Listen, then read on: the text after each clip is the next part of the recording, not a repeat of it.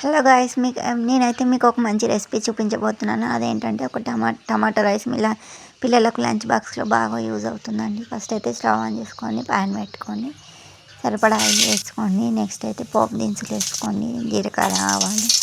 తర్వాత నేనైతే ఒక 2 మిర్చి, ఒక 3 పచ్చిమిర్చి అయితే తీసుకొని వేసుకున్నానండి.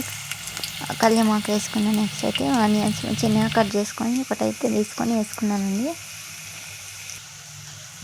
తర్వాత ఉల్లిగడ్డ మంచిగా ఉడకాలి. ఉడికిన తర్వాత పసుపు వేసుకోవాలండి.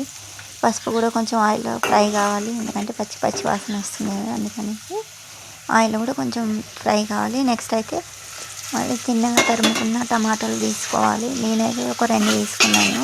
మీకు సరిపడా తీసుకోండి, మీ రైస్ని బట్టి టమాటాలు తీసుకోండి. ఇలా మంచిగా కలుపుకోవాలి. టమాటాలు వేసుకొని మంచిగా ఒకసారి అయితే కలుపుకోండి. టమాటాలు వేసిన తర్వాత నెక్స్ట్ అయితే మూత పెట్టుకోండి. మూత పెట్టుకుంటే మంచిగా ఉడుకుతాయి, ఆవిరి అనేది బయటకు పోకుండా.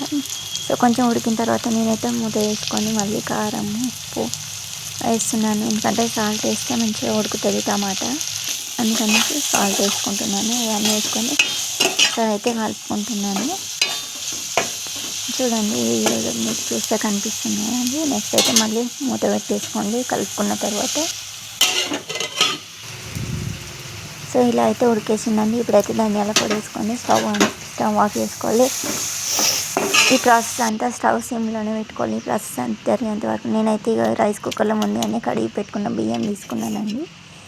మీరు నార్మల్గా రోజైతే బియ్యం ఎంత క్వాంటిటీతో అయితే వాటర్ పోస్తారో అంతే క్వాంటిటీ పోయండి.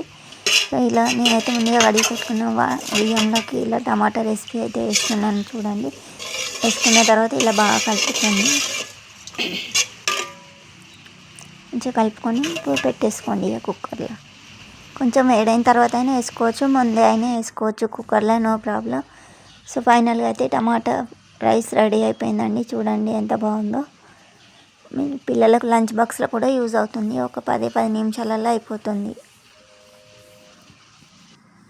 ఎక్కువ వర్క్ కూడా ఉండేది. వీడియో నచ్చితే లైక్, షేర్, సబ్స్క్రైబ్ చేసుకోండి. Bye bye.